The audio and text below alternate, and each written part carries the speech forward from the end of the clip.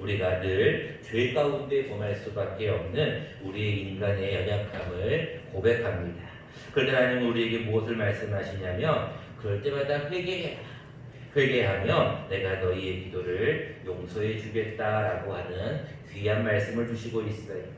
오늘은 회개하지 아니하는 거짓 선지자들과 거짓 선생들에 대한 말씀을 오늘 베드로후서는 기록하고 있습니다. 원래는 다 읽어야 되는데 제가 시간 관계상 9절부터만 읽었습니다. 1절에 보면 이런 말씀이 있습니다. 그러나 백성 가운데 거짓 선지자들이 일어났었나니 이와 같이 너희 중에도 거짓 선생들이 있으리라. 그들은 멸망하게 할 이단을 가만히 끌어들여 자기들을 사신주를 부인하고 임박한 멸망을 스스로 취하는 자라고 하면서 거짓 선지자와 거짓 선생들이 이단이라는 말을 통하여서 그들을 주의하라 라고 본문은 기록하고 있습니다. 거짓 선지자들과 거짓 선생들은 특징이 두 가지가 나와 있는데 첫 번째는 호색에 대한 것이 나옵니다. 2절입니다. 그들이 여럿이 그들의 호색하는 것을 따르리니 이런 말미암아 진리의 도가 비방을 받는다. 여러분 호색이 무엇일까요? 정욕을 의미하는 것이죠. 똑같은 말씀이 10절에 나옵니다. 특별히 육체를 따라 더러운 정욕 가운데에서 행하며 라고 기록하고 18절도 말씀을 보시기 바랍니다. 그들이 허탄한 자랑의 말을 토하며 그릇되게 행하는 사람들에게서 겨우 피하는 자들을 음란으로서 육체의 정욕 중에서 유혹한다. 자, 어디나 예나 지금이나 어떤 이 정욕으로 사람들을 끌어들이는 것이 거짓 선지자들의 가장 큰 특징이라고 말합니다. 두 번째입니다. 이 어떤 이단들의 어떤 특징은 탐심이라고 얘기하고 있어요. 탐심 3절입니다. 그들이 탐심으로써 지어낸 말을 가지고 너희로 이득을 삼았다. 여러분 탐심에 대한 것은 본문 말씀 15절과 16절에 보면 부올의 아들 발람의 길에 대한 얘기로 다시 한번 기록하고 있어요. 뭐라고 나옵니까? 그는 불의의 삭을 살아냈다. 민수기 22장에 보면 발람이 발락으로부터 초청을 받아서 이스라엘을 저주해달라고 하는 그런 부탁을 받습니다. 결국은 발람이 잘못된 길을 가자 나아기가 말을 하여서 발람을 저지하는 행동이 오늘 15절과 16절에 나옵니다. 이처럼 이단들, 거짓 선지자들과 거짓 선생들은 늘 하나님 앞에서 호색, 정욕, 탐심으로 가득 차 있다는 거예요. 하나님은 그런 자들을 어떻게 하시냐면 반드시 심판하겠다라고 말씀하십니다. 그 예로서 4절부터 6절까지 세 가지 예를 드는데 4절에 보면 이런 말씀이 있어요. 하나님이 범죄한 천사들을 용서하지 아니하신다. 그리고 지옥에 던지고 어두운 구덩이에 두겠다. 여러분 범죄한 천사가 누군지 아세요? 바로 사탄입니다. 사탄을 하나님이 용서하지 않겠다. 5절 말씀해 보실래요? 옛 세상을 용서하지 아니하고 노아와 7 식구를 보존하셨다. 그 외에는 전부 다 홍수로 쓸어버리셨다. 마지막 6절을 보실래요? 소돔과 고모라 성을 멸망해버리겠다. 자, 하나님 앞에 거짓 선지자들과 거짓 선생들이 하는 이단, 즉 호색과 탐심에 거하는 자들은 하나님께서 다 심판해버리신다는 거예요. 그래서 여러분들 그 하나님께서 심판을 당하지 않기 위해서 우리는 어떻게 해야 할 것인가가 오늘 9절 말씀부터 기록이 되어 있습니다. 9절 말씀입니다. 주께서 경건한 자는 시험에서 건지신다. 그러나 불의한 자는 형벌 아래에 두어서 심판날까지 지키신다. 결론은 무슨 얘기냐면 여러분들이 거짓 선지자들과 거짓 선생들에게 미혹이 되어서 이단에 빠지게 되면 하나님은 그들을 형벌 아래에 두어서 심판하시지만 경건한 자는 하나님께서 그들을 건져주신다는 말씀이에요. 그래서 여러분들이 하나님 앞에 늘 경건하게 살아야 되고 늘 하나님 앞에 죄에 대한 문제를 해결하고 살아야 된다는 것을 오늘 본문은 얘기하고 있습니다. 자, 그렇다면 여러분들이 하나님 앞에 하나님의 심판을 면하기 위해서 하나님께서 멸망하시는 형벌 아래에 우리가 놓이지 않기 위해서 어떻게 해야 할 것인가? 오늘은 두 가지 말씀을 함께 드리려고 합니다. 첫 번째입니다. 우리가 심판을 면하기 위해서 우리는 항상 회개 기도해야 합니다. 제가 여러분들에게 3주인가 4주 전에 영혼의 119에 대한 말씀을 증거한 적이 있습니다. 혹시 기억나시는 분이 있는지 모르겠어요. 여러분 얼마 전에도 이 평택 가까운 지역에서 사고가 났다는 이야기를 들었어요. 그래서 119가 왔다는 이야기를 들었는데 여러분 불이 나거나 사고가 나면 제일 먼저 생각나는 번호가 뭐예요? 119잖아요. 영혼도 마찬가지입니다. 영혼의 죄를 지었을 때, 온갖 하나님 앞에 잘못한 일을 하였을 때, 오늘 본문에 나와 있던 정욕이나 탐심으로 인하여서 잘못한 일을 행하였을 때 우리가 어디에 신고를 해야 되느냐? 바로 영혼의 119입니다.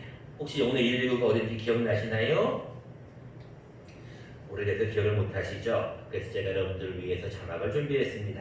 자막을 보시면 다시 한번 상기해 보겠습니다. 읽어보겠습니다. 시작. 만일 우리가 우리 죄를 자백하면 그는 미쁘시고 의로우사 우리 죄를 사하시며 우리를 모든 불의에서 깨끗하게 하실 것이요. 요한일서 1장 9절 말씀. 아멘. 여러분 하나님 앞에 심판을 면하기 위해서는요 항상 죄를 지었을 때 잘못한 일을 행하였을 때 회개기도 하면 돼요. 오늘 본문 말씀을 잘 보시기 바랍니다. 요한일서 1장 9절 잘 보시기 바랍니다. 만일 우리가 우리 죄를 뭐 하면은요 자백하면이에요. 자백이 뭐예요? 내가 잘못했습니다. 내가 잘못한 것 같습니다. 라고 용서를 구하는 행위를 얘기해요. 자백만 하면 그는 미쁘시고 의로우사 우리 죄를 뭐 하신다고요? 사한다는 게 무슨 말이에요? 용서해 주신다는 거예요. 여러분 이것만큼 귀한 복이 어디 있어요? 여러분 하나님 앞에 이미 의롭다고 여러분들은 이미 선포를 받았습니다. 당신들은 이제 죄인이 아니라 의인입니다라고 이미 여러분들은 하나님께서 선포하셨어요. 근데도 우리가 이미 목욕을 하였는데 또 얼굴과 손과 발은 더럽단 말이에요. 그럼 어떻게 해야 돼? 씻으면 되는 거예요. 그 씻는 게 뭐예요? 바로 회개기도 하는 거예요. 자백만 하면 하나님은 미쁘시고 의로우사 우리 죄를 용서하신대요. 그리고 우리를 모든 불의에서 깨끗하게 하신대요. 여러분 하나님 앞에 저는 이 사죄의 확신만큼 우리 믿음의 백성들에게 귀한 것은 없다라고 생각합니다. 여러분 잘못한 일이 있을 수 있죠. 사람은 연약하기 때문에 잘못한 일을 범할 수 있어요. 14절 말씀해 보시기 바랍니다. 음심이 가득한 눈을 가지고 범죄하기를 그치지 아니하고 굳세지 못한 영혼들을 유혹하며 탐욕에 연관된 마음을 가진 자들 저주의 자식. 우리는 늘 하나님 앞에 범죄하기를 그치지 않을 수밖에 없는 사람 죄성을 가지고 있단 말이에요. 근데 그럴 때마다 우리가 어떻게 해야 할 것이냐? 하나님 잘못했어요. 하나님 용서해 주세요. 라고 자백하라는 겁니다. 그러면 하나님은 우리 모든 죄를 용서해 주신대요. 저는 이 말씀이 너무너무 감사합니다. 그런데 한 가지가 더 있습니다. 우리가 심판을 면하기 위해 해야 할 일은 첫 번째 회개기도 하는 일이고 두 번째 해야 할 일이 있어요. 그것은 무엇이냐면 회개하는 일입니다. 22절 말씀입니다. 참된 속담에 이르기를 개가 토하였던 곳에 돌아가고 돼지가 누웠다가 더러운 구덩이에 도로 누웠다. 잠언 26장 11절의 말씀이 다시 한번 인용이 되고 있는데 여러분 회개 기도하고 나서 또 죄를 짓는 거예요. 20절과 21절 말씀을 잘 보시기 바랍니다. 20절에 이런 말씀이 있어요. 만일입니다. 그들이 우리 주 예수 그리스도를 알므로 예수 그리스도를 알아요. 그래서 세상의 더러움을 피했어요.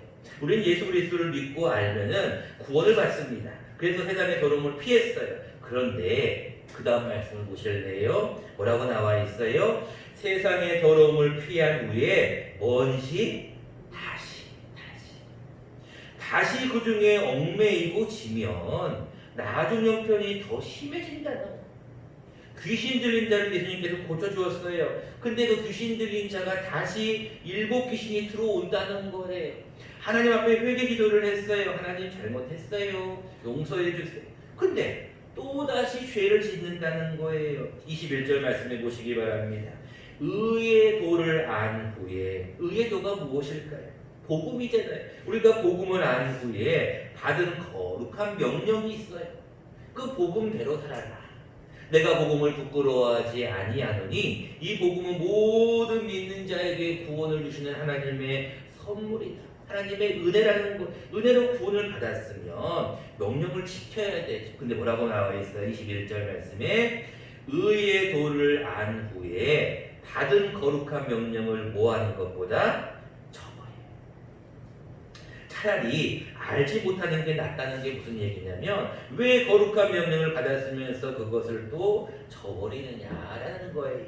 그래서 우리가 필요한 것이 무엇일까요? 바로 회개입니다. 회개.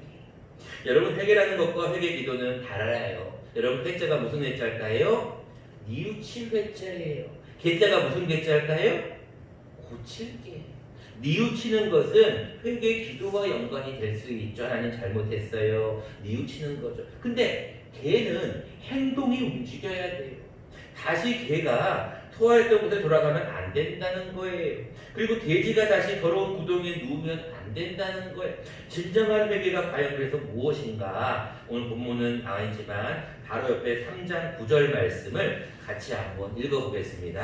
베드로후서 3장 9절 말씀입니다. 바로 옆이니까 여러분들이 읽을 수 있을 것 같습니다. 시작. 주의 약속은 어떤 이들이 더디다고 생각하는 것 같이 더딘 것이 아니라 오직 주께서는 너희를 대하여 오래 참으사 아무도 멸망하지 아니하고 다 회개하기에 이르시기를 원하시느니라. 아멘. 여러분 하나님의 뜻이 나와 있어요. 하나님은 하루가 천년, 천년이 하루 같다는 이 시간적인 개념을 말씀하시면서 하나님이 너희를 대해서 오래 참고 있다. 그러니까 뭐 하라는 거예요? 너희가 멸망하지 않기를 원한다는 거예요. 그래서 다 뭐 하라고요? 회개하기에 이르는 거예요. 여러분 진정한 회개가 무엇일까요? 사도행전 3장 19절에 이렇게 말씀하고 있습니다. 너희가 회개하고 돌이켜 너희 죄 없이 함을 받으라 라고 기록하고 있어요. 중요한 말씀이기 때문에 한 번 더 자막을 기록하였습니다. 자막을 보시고 함께 한번 읽어보겠습니다. 시작. 그러므로 너희가 회개하고 돌이켜 너희 죄 없이 함을 받으라. 여러분 하나님 앞에 너희가 회개하고 그다음 뭐 하라고요? 돌이키라는 거예요. 어떤 길을 잘못된 길을 갔을 때 하나님 잘못했어요. 회개했으면 돌아가라는 거죠. 고치라는 거예요. 회개하고 돌이키는 것이 진정한 회개다라고 말씀해요. 그 예수님도 뭐라고 말씀하십니까? 너희가 회개에 합당한 열매를 맺으라. 회개에 합당한 열매가 다른 것이 아니에요. 원래 갔던 길을 멈추고 돌아오려고 애를 쓰는 게 진정한 회개에 합당한 열매다라고 말씀하십니다. 이제 말씀을 맺고자 합니다. 성경은 우리에게 너무나 좋은 것을 말씀하셔요. 믿음의 귀한 백성들, 구원받은 것, 죽으면 천국 간다는 귀한 복음에 대한 사실도 알려주신 것도 감사하는데 이 세상에 살면서 잘못한 일이 있을 수 있잖아요. 범죄할 수 있잖아요. 그럴 때 하나님 앞에 남을 비방하거나 정죄하지 말고